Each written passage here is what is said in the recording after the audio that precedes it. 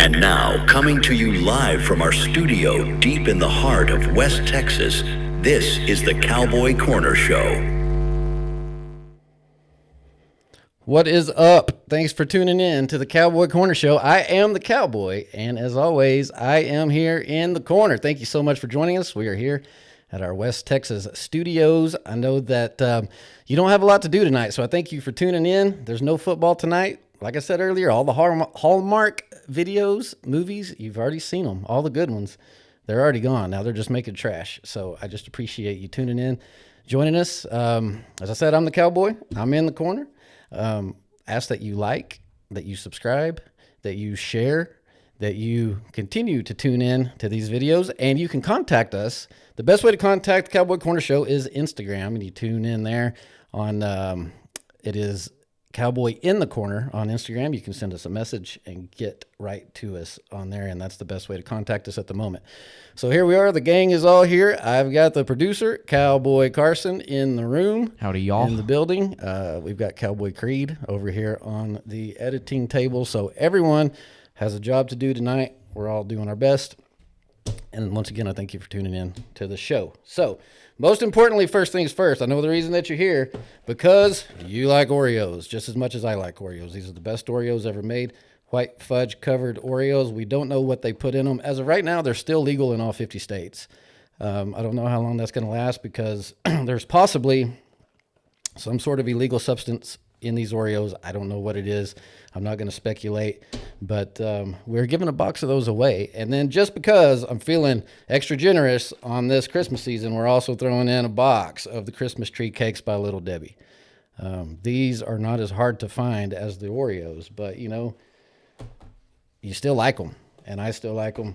And honestly, I need to get rid of them. Like, I'm giving them away out of generosity, but also in all truthfulness, like if I kept them, I would end up, you know, diabetic, be having issues that I don't need to deal with. That's another reason I'm glad me and one of my friends were talking last night about they should sell those things, you know, year round, because I've been, like I said, giving them away. I gave him a box. He'd never tried them before. And then he hit me up later. He was like, yeah, I don't know what they put in these either, but he said, I do agree that there is probably something in there, some sort of a stimulant to the nerves that gets you going, because these things are unlike anything that I've ever eaten in my life. And I said, yeah. And he said, you know, they should just make these year round. I said, well, honestly, like wish they did too, but it's a good thing they don't, because I would be more morbidly overweight and diabetic, and we don't need that. So I'm giving them away for your good and for mine. Now, we were also talking about this earlier. The crew here, if you don't live here and you end up winning these, and maybe you don't want to take a chance on the mailman crushing them with, you know, putting them at the bottom of another pallet of something, then we can work something else out. I can just send you a gift certificate. I can just, you know, cash app you. They're like $6. I'll cash app you $12, get you 2 boxes of them, and, you know, you'll have them fresh on your own. So however you want to do it, we'll settle that when the time comes. But thank you for tuning in tonight. We've got a lot to talk about. There's a lot of football stuff going on, so we're going to get to that. And then we've got just, you know, whatever our other crazy things may come about. I guess first things first, you know, the college football playoffs, they're here. The bracket is set. There it is. And it's caused a bit of a stir up because, as you see, there's some schools on there that you probably don't even know who they are. James Madison? Like, who is James Madison, and why are they in the playoffs? Cannot believe Tulane is ranked. Tulane. Why is Tulane in the playoffs? And then you have somebody like Notre Dame, for instance, who is not in the playoffs. I think they lost 2 games this year. They didn't make it. And so there's an issue there because Notre Dame got mad. The athletic director has pulled them out of the bowl game altogether. I think they were in the Pop-Tarts Bowl is where they were going to go since they didn't make the playoffs. Their athletic director said, nope, we ain't going to play at all. And so I think they changed the sign. That's their little sign they have when they come out of their locker room. It says play like a champion today normally. And now they've added to that. Just play like a champion unless you don't make the playoffs and then quit. But in all honesty, you know, I can see it both ways. I understand that Tulane and James Madison, they went undefeated, but who did they play? Like, they're undefeated in basically they're playing Division I football, but they're not playing anybody. Yeah, I mean, do they even have like a tough schedule? I don't know who they've played to get to rank number 11, because if they've just been playing D2 schools and then they have an undefeated season, I feel like that's not fair. You know, I have no idea who they played. I don't think I've ever watched a Tulane or a James Madison game in my entire life. I can promise you I've never watched a James Madison game. No, I've heard of Tulane. I don't think I've ever watched a Tulane game. I have heard of the school, but yeah, it's just not quite fair when you're leaving out. You've got BYU that's left out. They lost 2 games the whole season, which was to Texas Tech, and Texas Tech is ranked number 4 in the country. And so BYU's left out. And then Notre Dame's also left out. They lost 2 games playing. Notre Dame's not in a conference, but they play mainly an ACC conference, and then they just play at-large schools also. But like USC, they play a tough schedule, and they lost 2 games. Yeah, but, I mean, they would beat James Madison. They would beat Tulane like a drum if they played. So it's just, I don't know. It's not right. It's like politics. I don't know. I don't know how they make these decisions, and I don't really blame Notre Dame for being mad about it. Now, it is kind of childish that they left the bowl game that they did go to, or they got nominated to, which was the Pop-Tarts Bowl, and they said they're not going. I think that's a little childish, but honestly, I don't blame them being mad. And then their athletic director said, well, we may just leave the ACC in the other sports because they do play a ACC conference in like 24 sports. Football is the only one they don't. The reason they don't play in a conference in football is because they have a independent contract with NBC to get all their games televised, and they don't have to profit share any of that stuff like you do if you're in a conference. So that explains why they're not in a conference. But they're still Notre Dame. Like, they're still a powerhouse school, and they still have plenty of leverage, and you don't want them pulling out of anything.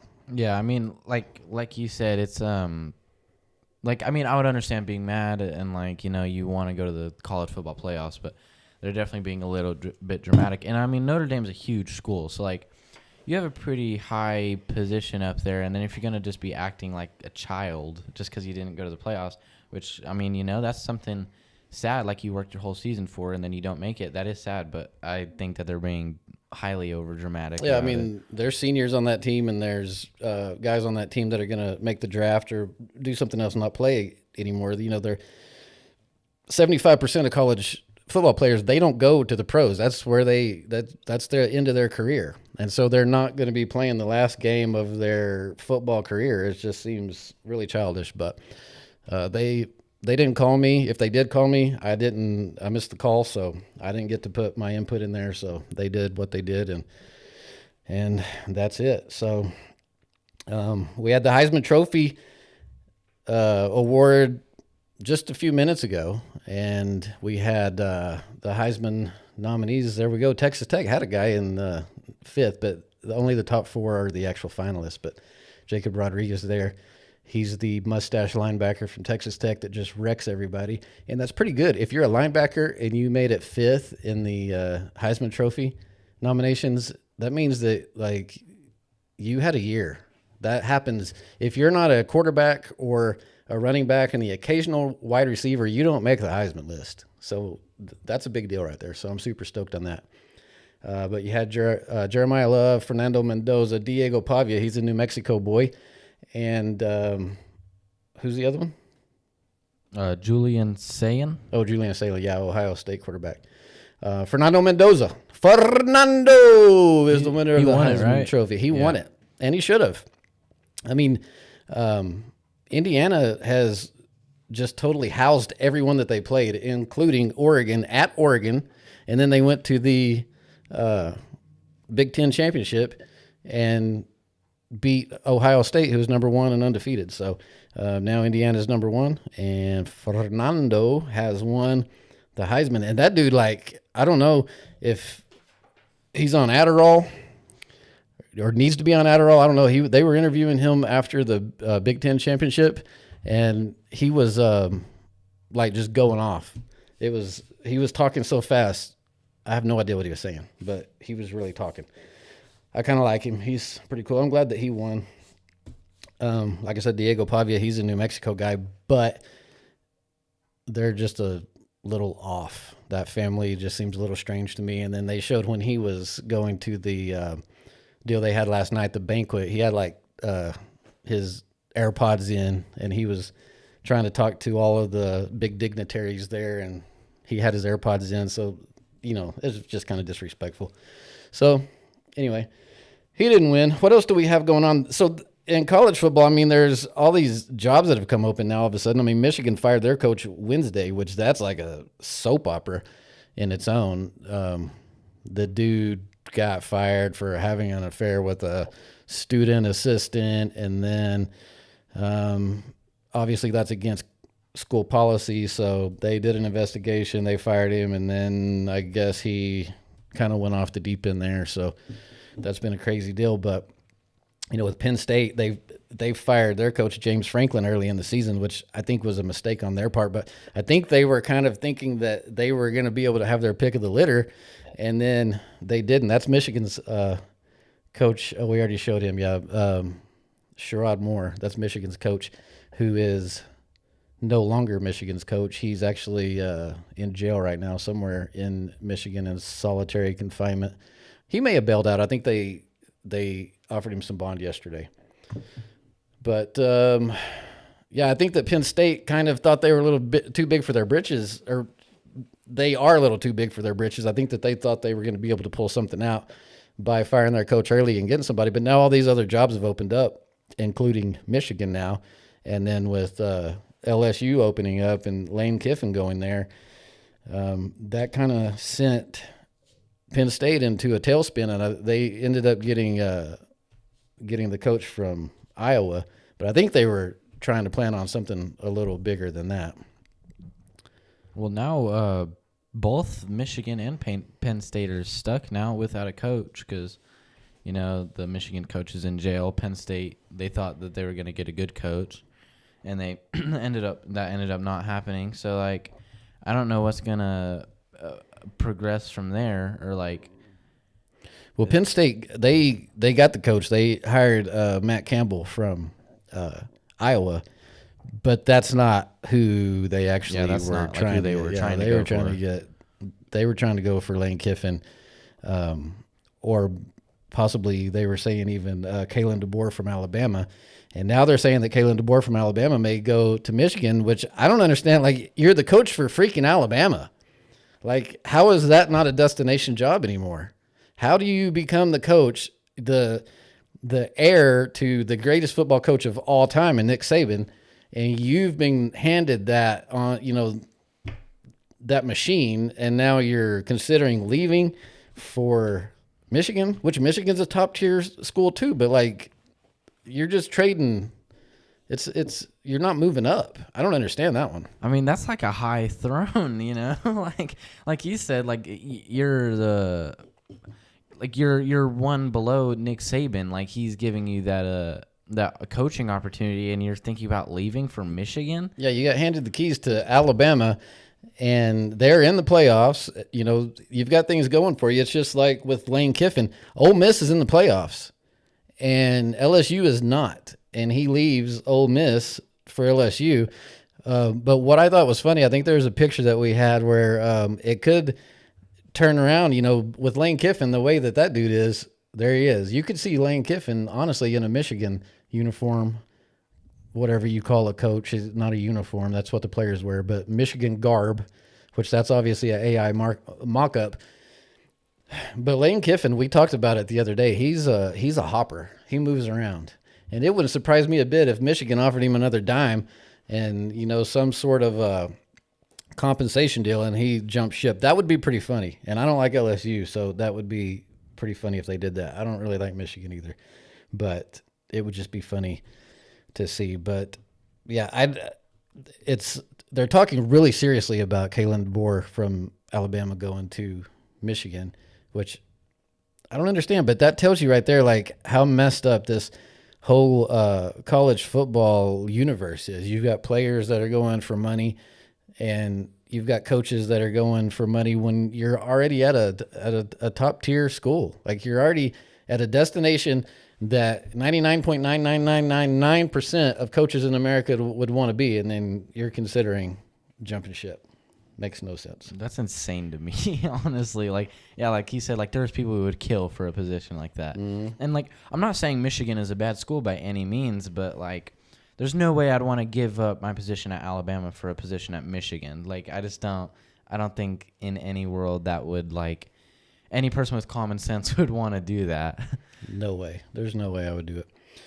But then again, I don't know the ins and outs. I don't know the contracts. I don't know how that works. I know there's a lot of money involved. There's a lot of politics involved. There's a lot of big boosters involved.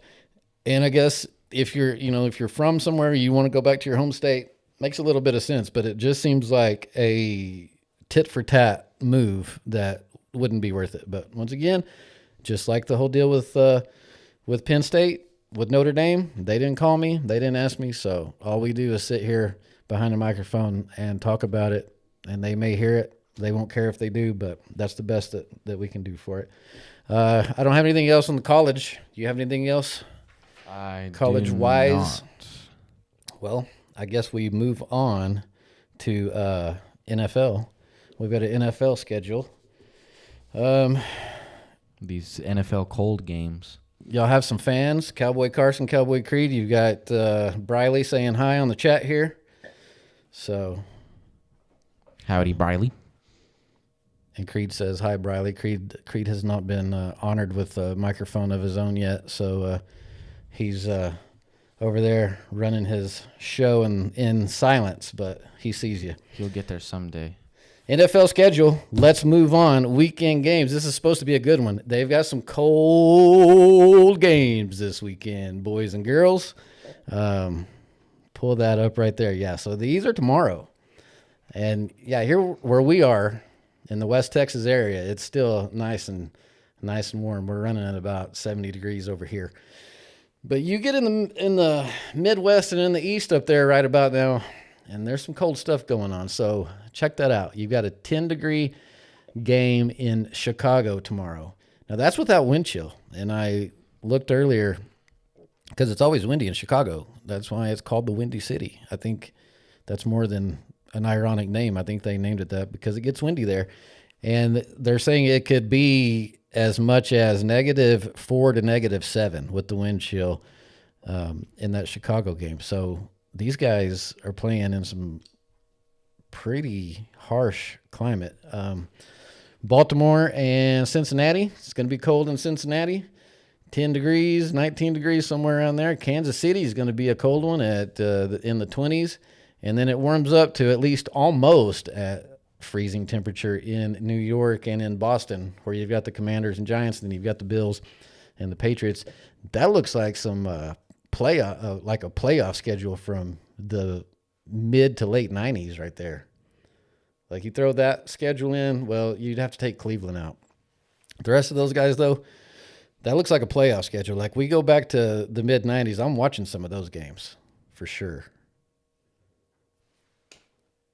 Obviously, that's before your time, which I'm assuming is why you're not talking about it. But, yeah, I don't have any comments. You can go back. I mean, that's when football was real. That's when it was real. The men were men, and everybody else was scared. Well, men are still men in their minds without wearing sleeves in these cold games. Yeah, why? Like I promise you, you watch these games tomorrow with those temperatures that we just talked about. These dudes aren't going to be wearing sleeves. They won't be wearing sleeves. I don't understand. Like, I don't know if they're trying to prove that they're more masculine than the other team. Like, oh, look, I'm not wearing sleeves. I'm not cold.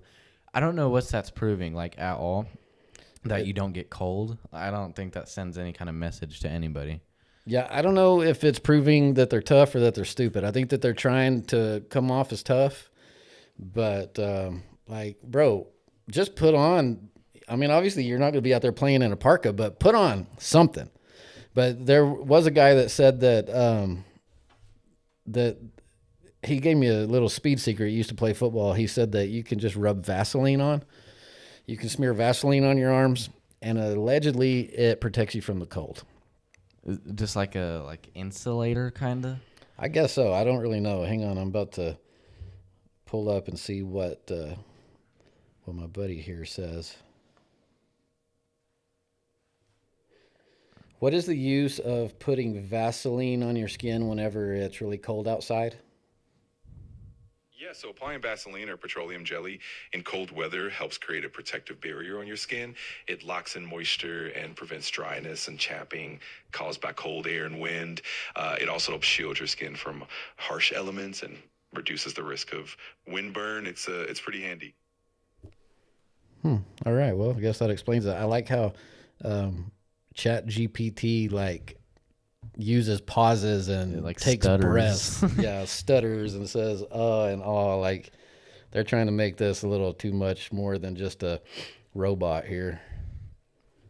I mean, but if that was the case, if Vaseline helps, well, then wouldn't just putting on lotion also just help against or anything that you can any kind of oil or some. I mean, lotion is water-based, so lotion is probably going to do nothing but freeze and make it worse. Yeah. Vaseline is oil-based, so once again, I don't know how that would work. I'm just assuming that it's because it gives you just an extra layer of skin, pretty much. But, I mean, if ChatGPT says it, it has to be true. Plus, I heard that from an actual real-life football player, and so we're going to go with it. Got somebody on the chat here. That's when basketball was real, too, talking about the late 90s. And that's true. I mean, that was the Bulls, the Pistons, the Jazz. You had the Michael Jordan and the Bulls and John Stockton and the Jazz going up in the finals, and the flu game and the short shorts. And, well, I think the short shorts were before the 90s, probably early 90s, but that was more 80s deal. But, whenever Michael Jordan came around, they kind of got a little bit longer. Well, Walter Payton also had a flu game playing for the Bears back in the 90s, or I can't remember when he played. I think it was the 90s. He had a flu game, and I think he got 3 touchdowns that game. So I don't remember Walter Payton flu game. Really? I don't remember that. I think everybody remembers Michael Jordan's flu game. Everybody remembers Michael Jordan's flu game because it's talked about. They even did a ESPN 30 for 30 on it. So it's kind of probably a little, dramatized more than it actually was. But, it's like a folklore story that he was, going into the locker room at halftime and putting in IVs and being carted through there on a stretcher and stuff. So I don't know. But, yeah, I did not know that there was a Walter Payton flu game. Or if I knew it, I don't remember it. It's not ringing a bell. What else do we have on the NFL stuff? So the Jaguars are good. Who knew the Jaguars were good? Who's talking about the Jaguars? Nobody talks about the Jaguars. They're 9-4. They're first place in the AFC South, and they're actually good.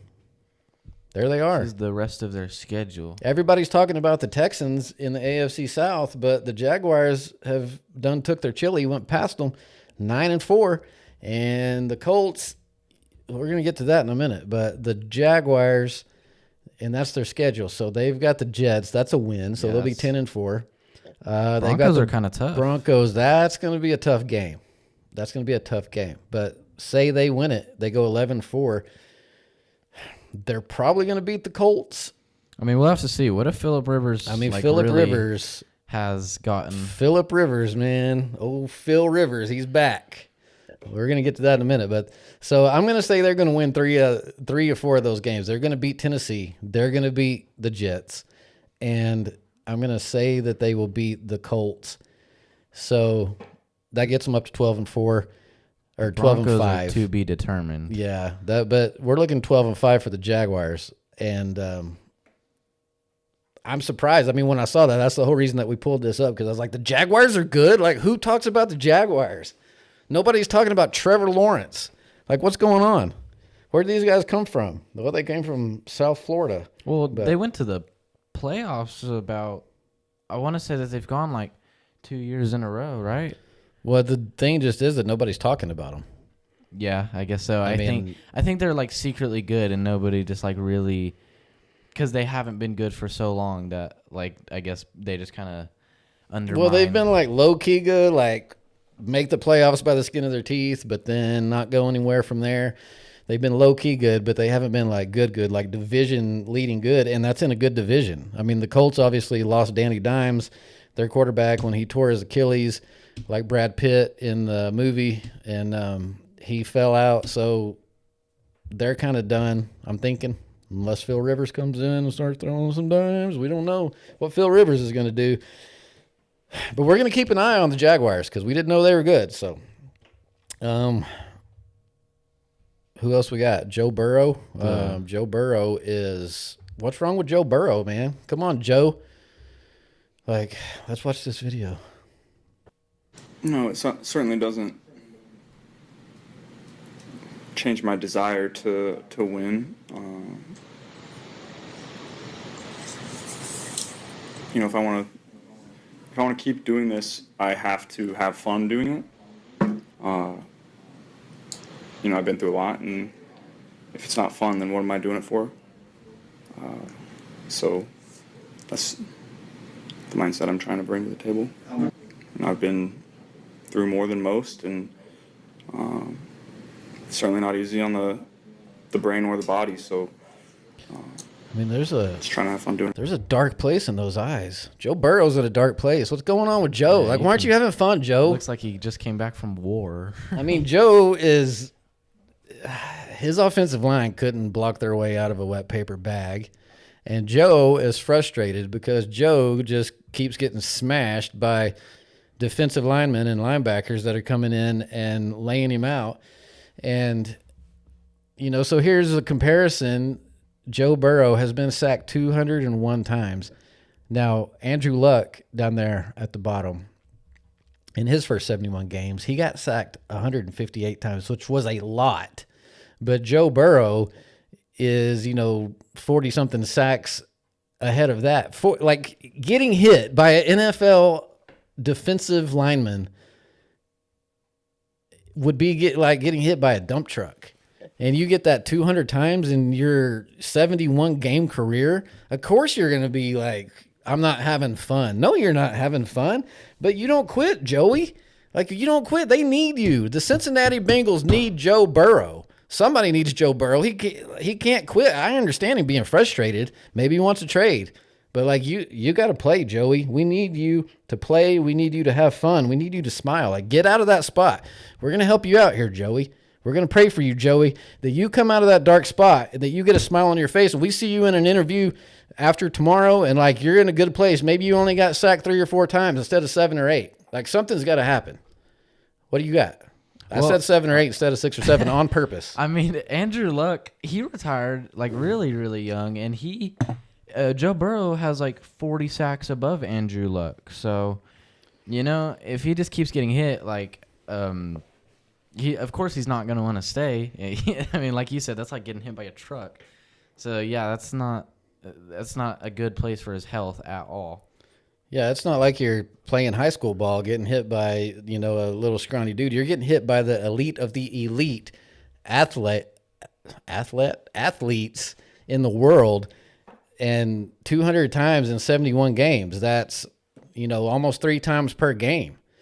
So, yeah, he's over it. And I don't blame him, but, I mean, don't quit, Joey. Hang in there, Joey. We got you. The reason we put up Andrew Luck is because Andrew Luck did quit. Like, Andrew Luck was the successor to Peyton Manning in Indianapolis.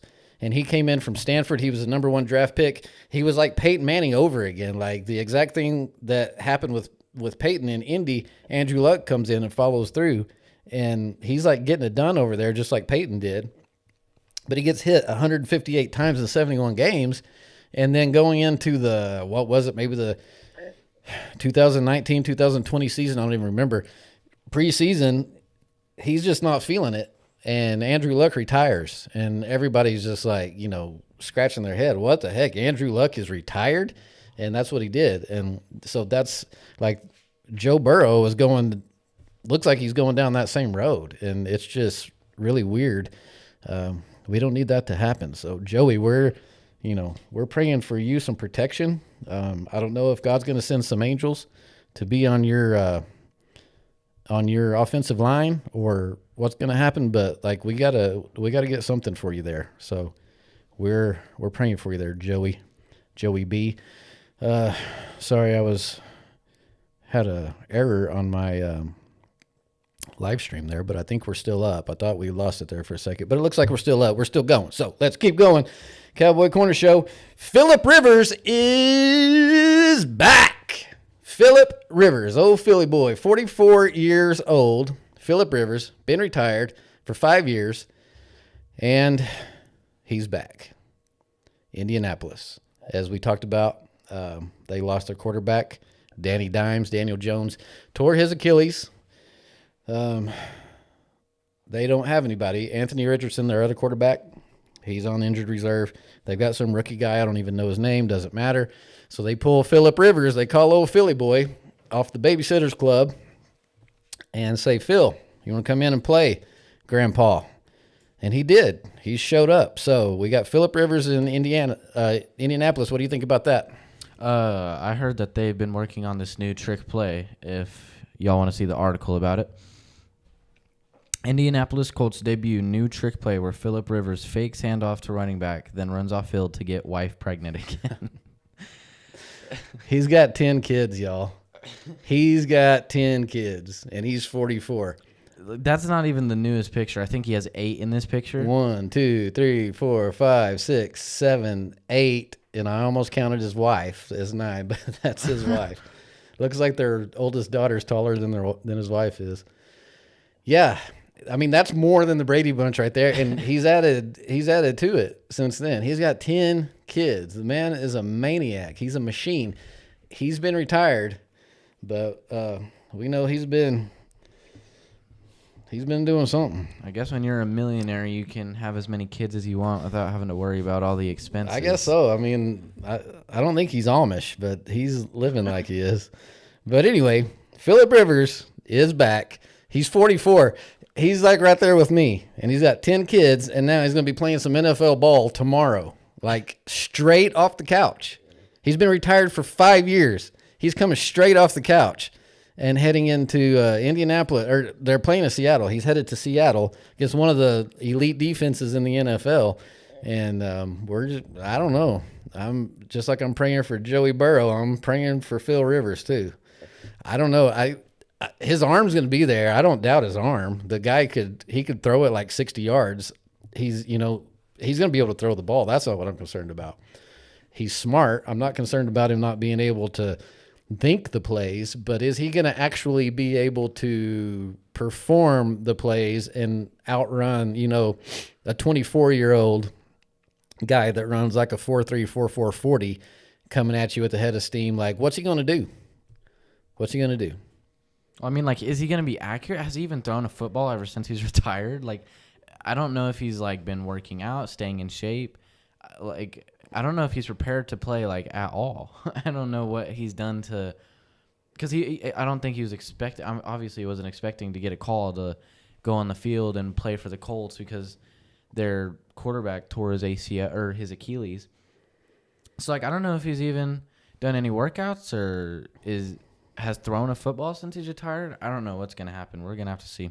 No, he definitely hasn't been preparing. So that's another thing that's like worrisome. That's like, once again, he's the same age as me. He's coming off the couch, and it's not like you're just going into a, backyard flag football game the day after Thanksgiving with all of your overweight relatives. Like, he's going into the NFL to play quarterback. And I don't know how good that Indianapolis offensive line is. They're not bad, but I mean, they're going to have to. I don't know.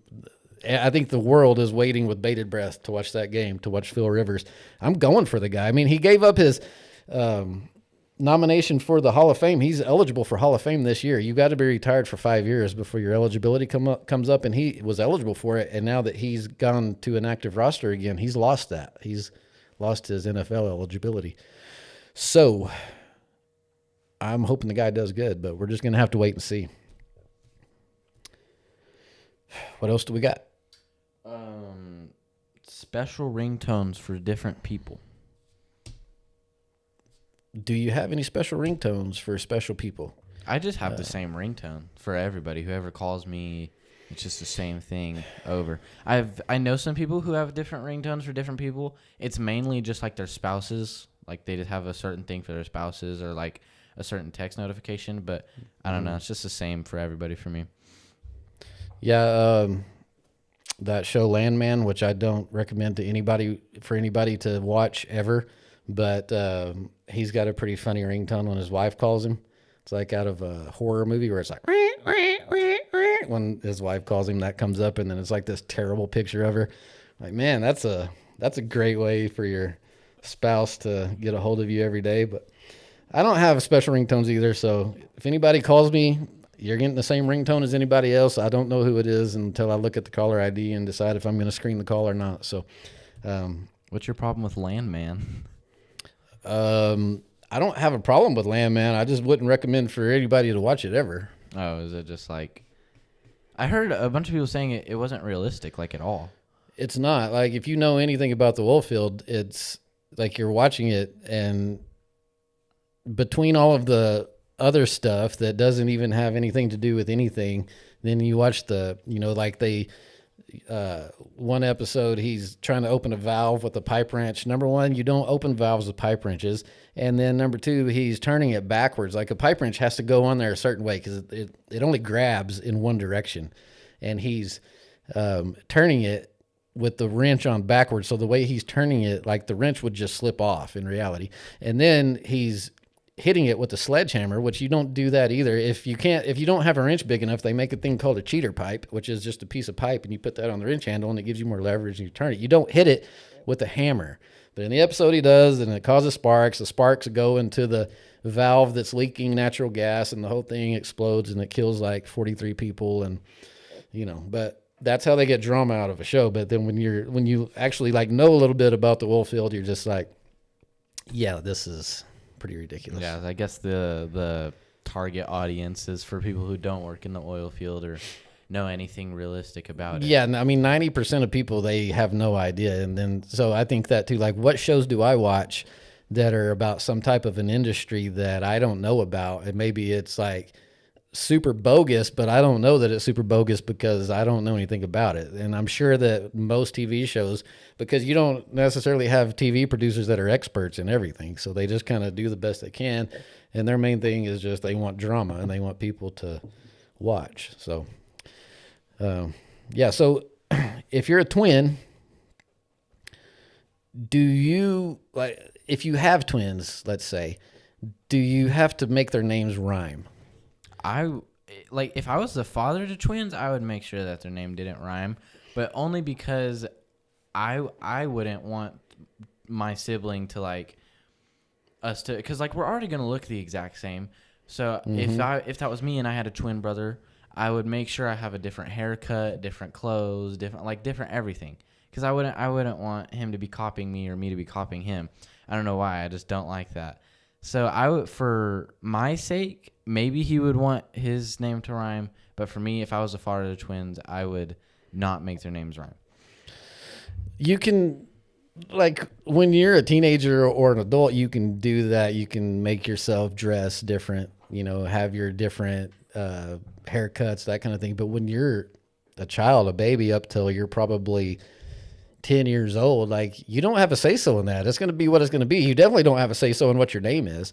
I remember my older sister, she had some friends back when she was in like high school and I was in probably still like elementary, but they were twins, and it was two girls. Their name were Misty and Christy.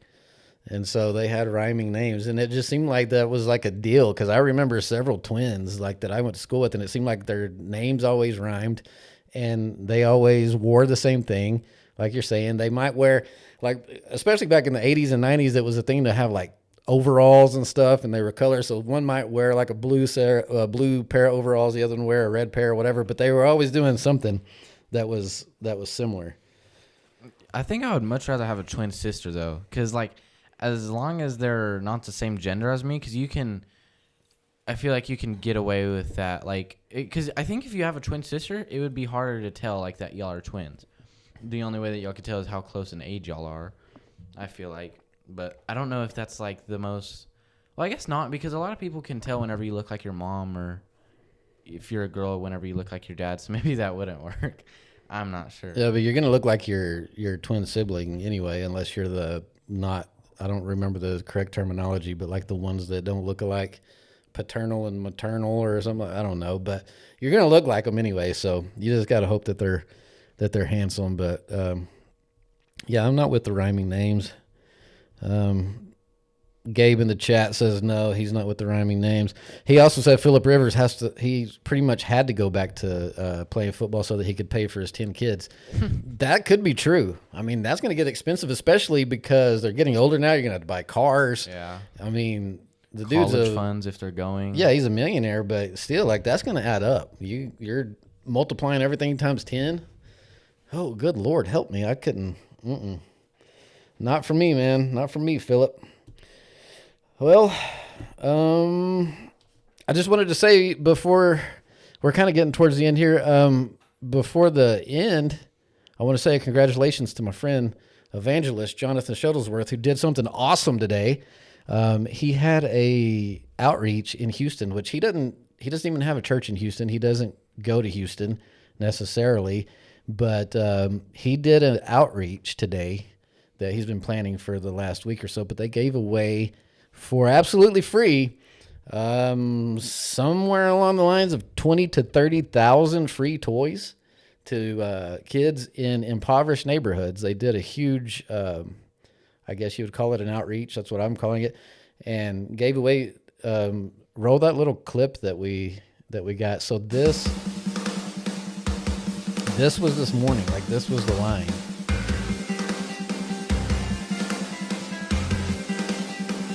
You know, this is awesome because, like I said, he doesn't even have a church there. He just kind of put it out after the Holy Spirit told him to do this. And so he had all kinds of people step in and help, including the White House, who helped organize the logistics of the freight trucks getting there. They had semi-loads full of toys. Most of them donated from the toy companies and other warehouses. So that's part of the people that were in attendance there. That's them getting under there, getting their toys. There's Jonathan going through praying for people. I mean, he's a wonderful guy. So here he is praying for people. They had praise and worship. They had an altar call. All of these people here got saved. He had a Spanish translator because, you know, a lot of these people were didn't speak English. Had all the bases covered and just did an amazing thing to glorify God in the Christmas season, and just an amazing thing that, you know, so many people were involved in donating to that, donating trucks, donating toys, people that they don't even know. And, you know, we had a small part in giving towards that too. So I'm just super stoked on that. I wanted to congratulate Evangelist Jonathan on that. And I think that's about all we have tonight until we've got the, what do we got on our memes there, our meme screen. I don't know what we called it. We don't have an official name for it yet. The single wiener roaster. So we got the Milwaukee Wiener Roaster. See, I'm a big advocate of Milwaukee tools. If it ain't Milwaukee, it ain't mine. Yeah. I'm a big advocate of Milwaukee tools. They've come out with a single wiener roaster. So you're on the job site, you're getting hungry, you need a little hot dog snack. You just throw that little Frank off in that wiener roaster, plug your M18 battery into it, and you're good to go. What else we got?